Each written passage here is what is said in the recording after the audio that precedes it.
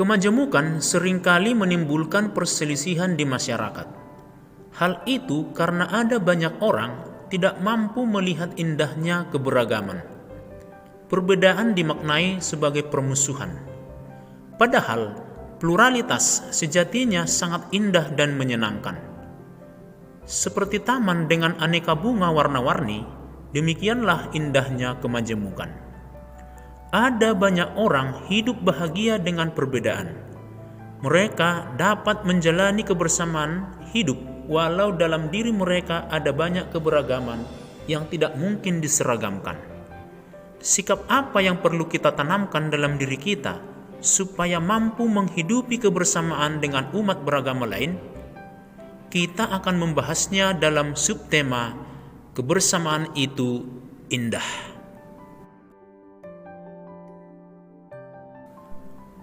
Adapun tujuan pembelajaran ini adalah siswa mampu 1. Menceritakan pengalaman persahabatan dengan penganut agama dan kepercayaan lain dalam hidup sehari-hari. 2. Menjelaskan pandangan gereja tentang pentingnya dialog antar umat beragama. 3. Menjelaskan tindakan positif yang dapat diusahakan dalam mewujudkan kebersamaan yang indah.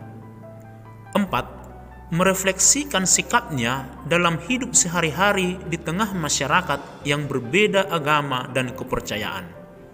Dan 5. Mewujudkan kebersamaan dengan umat beragama lain dalam kehidupan sehari-hari.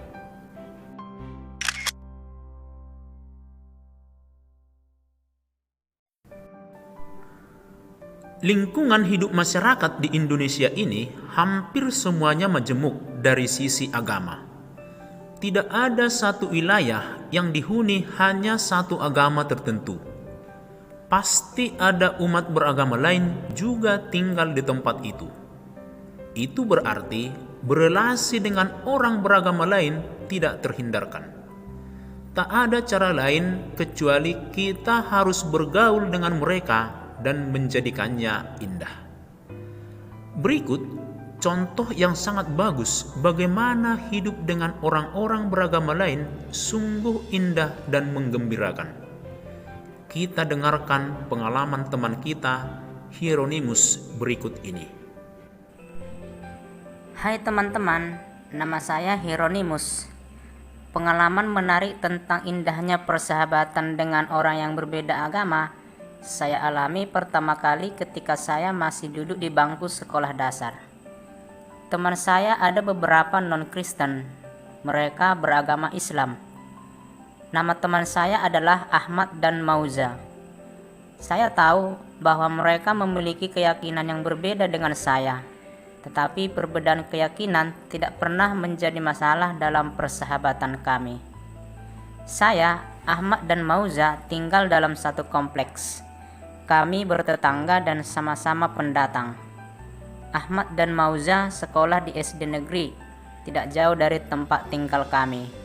Sementara saya sekolah di sekolah Katolik. Dulu, hampir setiap hari saya selalu bermain bersama mereka seusai pulang sekolah. Kami paling sering bermain kelereng, layangan, dan bersepeda bersama. Saat perayaan Idul Fitri, keluarga saya pasti diantarkan makanan oleh Ahmad dan Mauza. Begitu juga sebaliknya saat tahun baru, keluarga saya mengundang keluarga Ahmad dan Mauza makan bersama di rumah kami.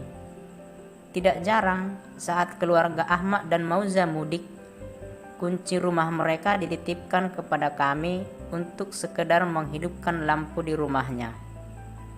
Setelah tamat SD, mereka kembali pindah ke kampung halaman mereka dan sekolah di sana.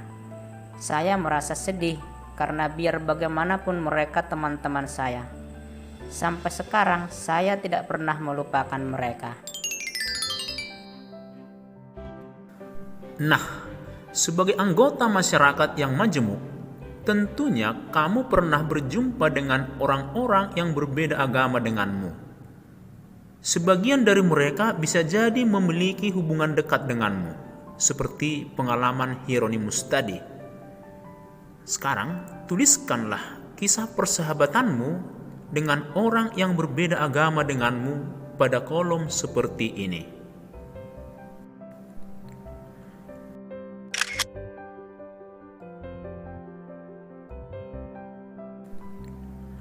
Yesus adalah teladan bagi kita dalam menjalin persahabatan dengan orang-orang yang berbeda agama.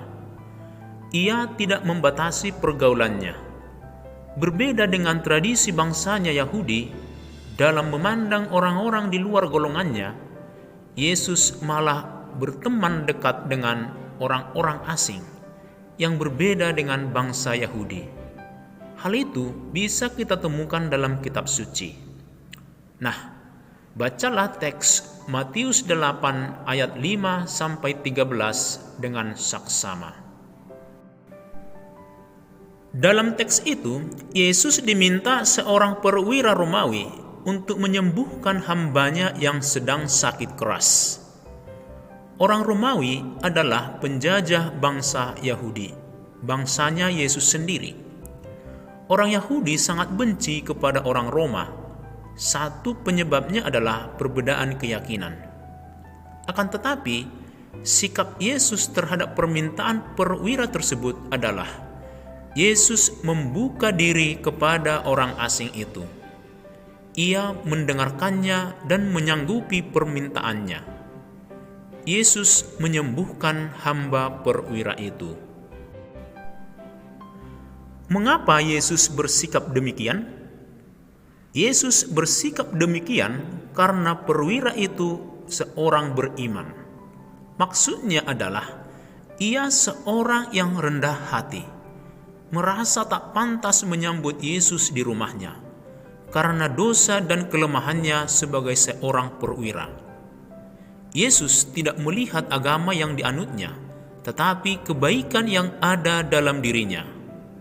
Yesus tidak alergi kepada orang-orang yang berbeda dengan dia, termasuk berbeda keyakinan.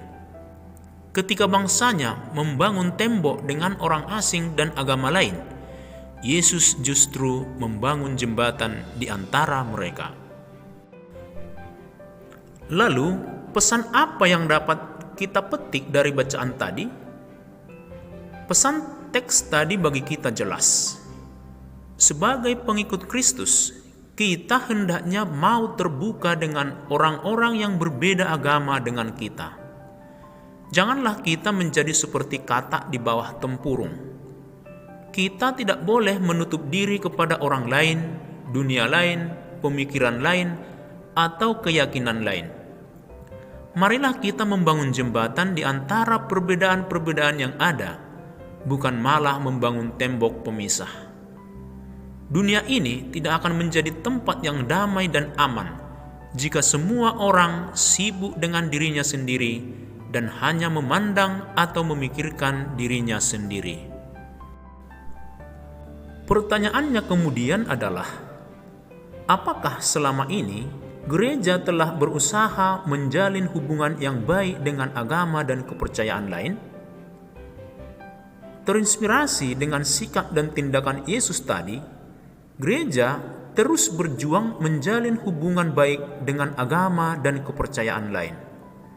Gereja membuka diri kepada agama dan kepercayaan manapun untuk berdialog, duduk bersama, dan bergandengan tangan membangun peradaban yang berperi kemanusiaan, adil, penuh cinta kasih. Gereja selalu menjadi perpanjangan tangan Tuhan untuk membangun dunia yang lebih baik, tanpa rasa curiga, tanpa sekat, tanpa alergi. Bagi gereja, bersama dengan agama-agama lain, jauh lebih baik daripada sendirian.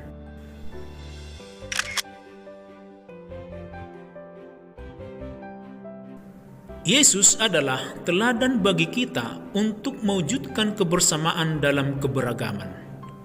Dimanapun kita tinggal, dimanapun kita beraktivitas, kita hendaklah menjadi pelopor keharmonisan relasi antar warga yang berbeda-beda, terutama berbeda agama dan kepercayaan.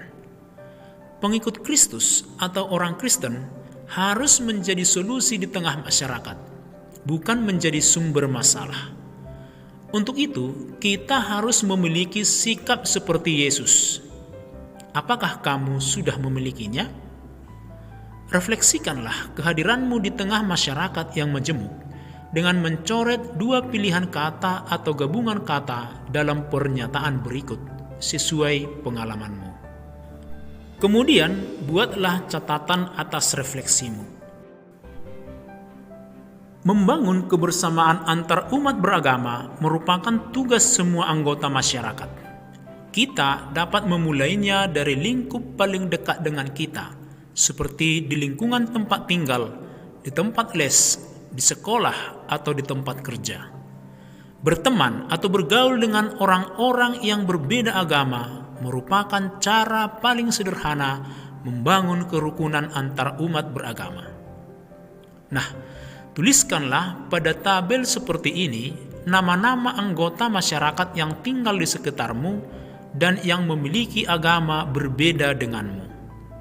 Jelaskan hubungan keluargamu dengan orang tersebut dengan memberi tanda checklist pada tabel yang sesuai. Lalu uraikanlah mengapa hubungan itu akrab atau renggang. Demikianlah pembahasan kita tentang subtema kebersamaan itu indah dalam situasi kehidupan bermasyarakat yang berbeda-beda agama. Semoga kita terus membangun sikap toleransi untuk menjembatani perbedaan yang ada. Terima kasih.